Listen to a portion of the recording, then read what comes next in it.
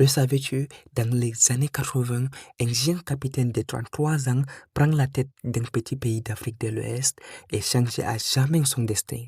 Voici l'histoire de Thomas Sankara. Capitaine de l'armée, à seulement 33 ans, il devient le président du Burkina Faso. Il change le nom de la Haute-Volta en Burkina Faso, le pays des hommes intègres. Devant le monde entier, il prend l'indépendance réelle, la dignité et appelle l'Afrique à se libérer du joug colonial.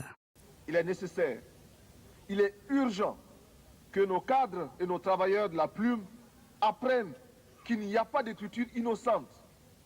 En ces temps de tempête, nous ne pouvons laisser à nos seuls ennemis d'hier et d'aujourd'hui le monopole de la pensée et de l'imagination et de la créativité.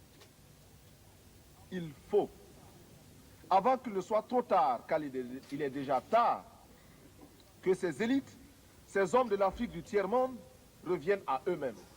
En 4 ans, il lance des campagnes massives de vaccination, de réforestation et d'émancipation des femmes et de lutte contre la corruption. Sankara ose défier le système économique mondial.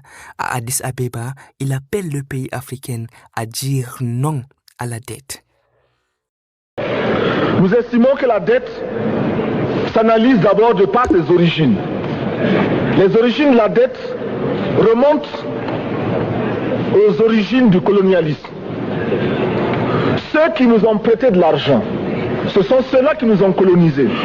Ce sont les mêmes qui géraient nos États et nos économies. Ce sont les colonisateurs qui endettaient l'Afrique auprès des bailleurs de fonds, leurs frères et cousins. Nous étions étrangers à cette dette.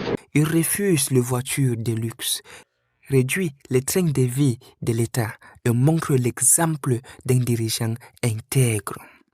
Mais son combat dérange. En octobre 1987, il est assassiné lors d'un coup d'État. Son rêve d'une Afrique libre s'éteint pas. Aujourd'hui encore, Thomas Sankara reste un symbole de courage et d'intégrité. Et toi, penses-tu qu'on devrait enseigner son histoire à chaque jeune africain? C'est ainsi prend fin cette format. N'oubliez pas de liker, de commenter et de partager. Vous abonner massivement à ce compte pour des histoires vraies de l'Afrique.